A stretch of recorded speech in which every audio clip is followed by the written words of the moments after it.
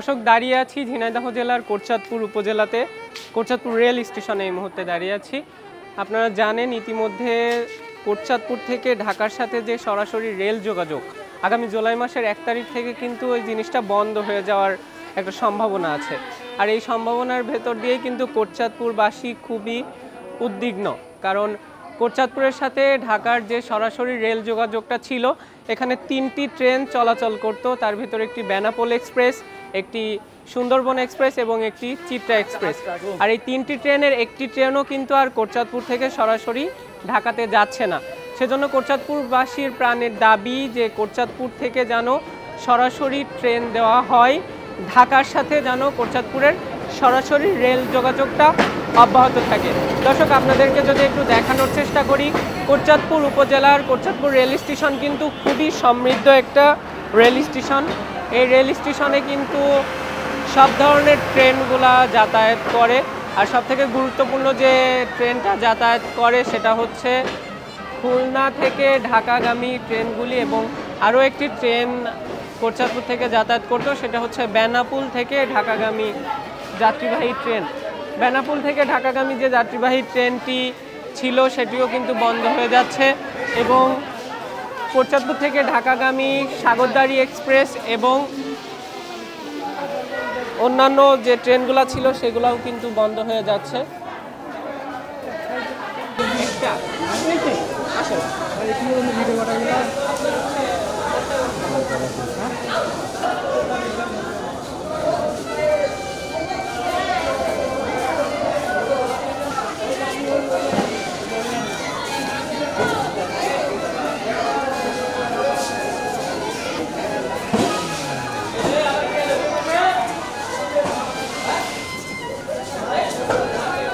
দর্শক, আপনাদেরকে যেমনটা জানাচ্ছিলাম যে কোটচাঁদপুর থেকে ঢাকাগামী যে রেল যোগাযোগটা ছিল সেটি কিন্তু অচিরেই আগামী 1 তারিখ থেকে বন্ধ হয়ে যাওয়ার একটা সম্ভাবনা আছে। যদিও বা এখনও প্রস্তাবিত যে তারিখটা, সেই তারিখটাই আমাদেরকে জানানো হয়েছে। সম্ভাব্য তারিখ দেওয়া হয়েছে আগামী 1 জুলাই। 1 জুলাই থেকে কিন্তু আমরা শুনতে পাচ্ছি যে কোটচাঁদপুর থেকে ঢাকাগামী যে সরাসরি রেল যোগাযোগ ছিল সেটি বিচ্ছিন্ন হয়ে যাচ্ছে। আর তার সাথে আমরা যেটা জেনেছি যে পদ্মা সেতু হওয়ার পর থেকে নতুন যে সম্ভাবনা আমাদের বাংলাদেশের সৃষ্টি হয়েছে তারই দোরগোড়ায় পৌঁছেছে স্মার্ট বাংলাদেশ। আর স্মার্ট বাংলাদেশের লক্ষ্যে যে স্টেশনগুলো তৈরি করা হয়েছে সেখান থেকেই কিন্তু এই রুটের ট্রেনগুলো তুলে নিয়ে চলে যাওয়া হচ্ছে। অতএব কোটচাঁদপুর তথা কালীগঞ্জ এবং ঝিনাইদহ জেলার যে কয়টি রেল স্টেশন আছে সব কয়টি রেল স্টেশনের ভেতরে কিন্তু কোটচাঁদপুর এবং কালীগঞ্জ খুবই গুরুত্বপূর্ণ একটি রেল স্টেশন। আর এই রেল স্টেশন থেকে যখনই আপনাদের সরাসরি ট্রেন যোগাযোগ বন্ধ হয়ে যাচ্ছে, এই অঞ্চলের প্রায় 1 লাখেরও বেশি মানুষ কিন্তু এই ট্রেন সেবা থেকে বঞ্চিত হচ্ছে। কারণ প্রতিদিনই প্রায় 2 থেকে 300 লোকের যাতায়াত থাকে ট্রেনে করে। আর এই ট্রেন যখন আপনারই বন্ধ হয়ে যাবে তখন কিন্তু এই 2 থেকে 300 লোকের যাতায়াতে বিঘ্ন ঘটবে।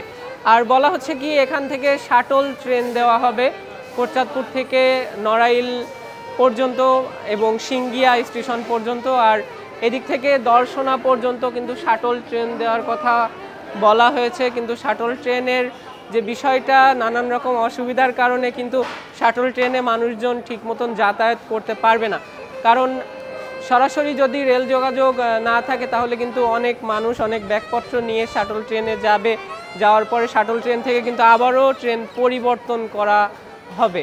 আর এই পরিবর্তনের সময় কিন্তু বিভিন্ন ধরনের সমস্যা দেখা দিবে, যে সমস্যাগুলো কিন্তু সহজে সমাধান করা সম্ভব হবে না।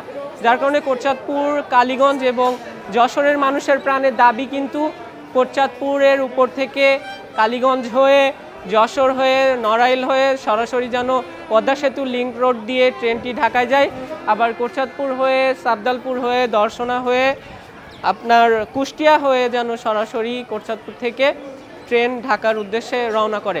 এমনই দাবি কিন্তু আমরা কোটচাঁদপুরবাসীর কাছে শুনেছি।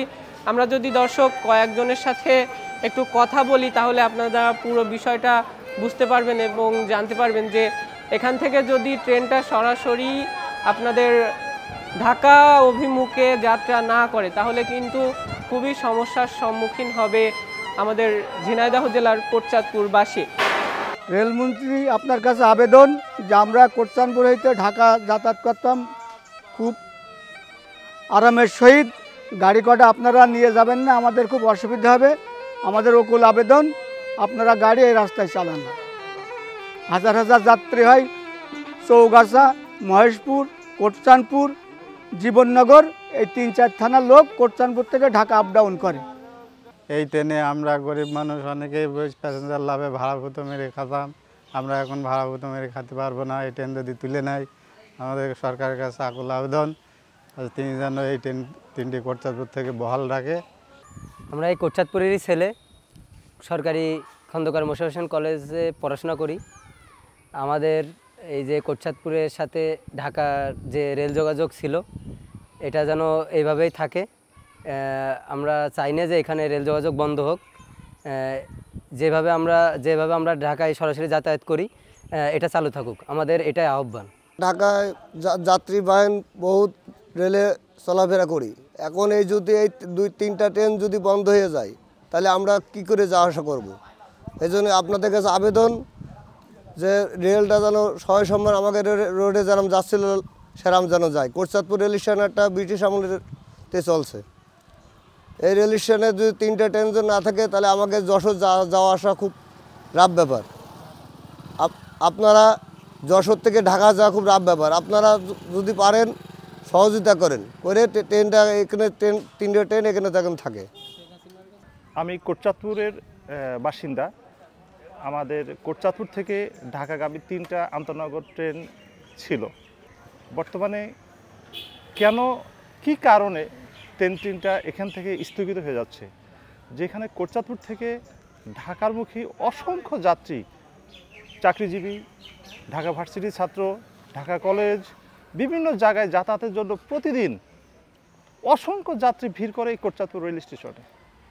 যদি কোনো কারণবশত এই ট্রেনটা আগামী মাসে স্থগিত হয়ে যায়, এই এলাকার সর্বসাধারণের জন্য, বিশেষ করে ঢাকা ভার্সিটির ছাত্র, তারপরে হলো চাকরিজীবী, ইভেন আশেপাশের প্রত্যেকটা, যেমন চৌগাছা, মহেশপুর, কোটচাঁদপুর, খালিশপুর, জীবননগর, এই কয়েকটা, ইভেন কালীগঞ্জ, এই এলাকার জনগণের জন্য যাতায়াতের খুব সমস্যা হয়ে যাবে।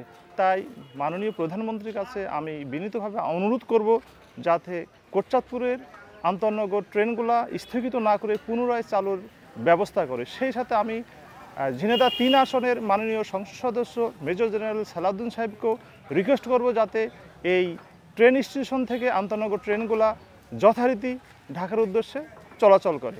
এখানে কিন্তু কিছুদিন আগেও কোটচাঁদপুর ঢাকা সরাসরি রেল সংযোগ রক্ষা কমিটি একটি মানববন্ধন করেছে, যে মানববন্ধনের বিশেষ অংশে বিশেষ ভূমিকায় ছিল কোটচাঁদপুরের বিভিন্ন শ্রেষ্ঠজনরা।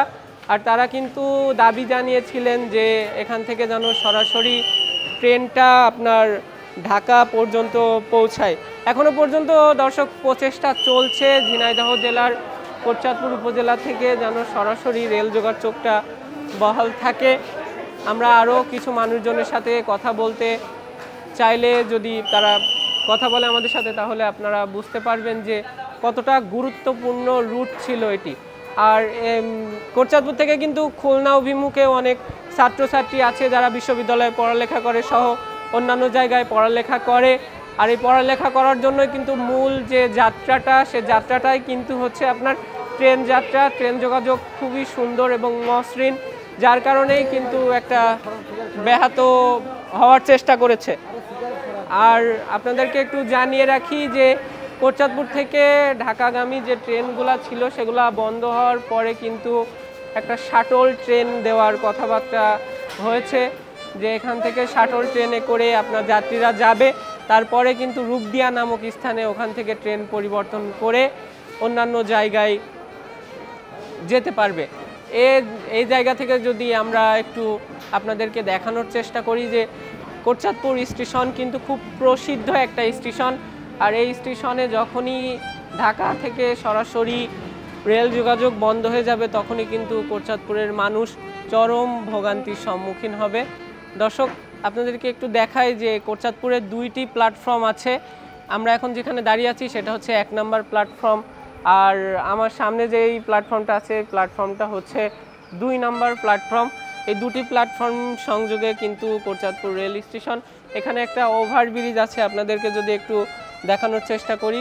কোটচাঁদপুর রেল স্টেশনের ওভারব্রিজ আছে একটা, এখান থেকে কিন্তু প্রচুর পরিমাণ যাত্রী প্রতিদিন যাতায়াত করত। কিন্তু আগামী জুলাইয়ের 1 তারিখ থেকে যে গুঞ্জন শোনা যাচ্ছে, যে নোটিশটা এসেছে যে কোটচাঁদপুর থেকে ঢাকাগামী সরাসরি রেল যোগাযোগের যে ব্যবস্থাটা সেটা কিন্তু বন্ধ হতে চলেছে।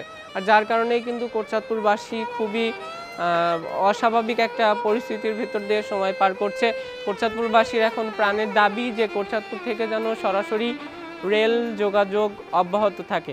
দর্শক, আপনাদের সাথে এতক্ষণ আমি ছিলাম ঝিনাইদহের কোটচাঁদপুর রেল স্টেশন থেকে মহিউল হাসনাত। সবাই ভালো থাকবেন, সুস্থ থাকবেন, ঝিনাইদহ টিভির সাথেই থাকবেন। আল্লাহ হাফেজ।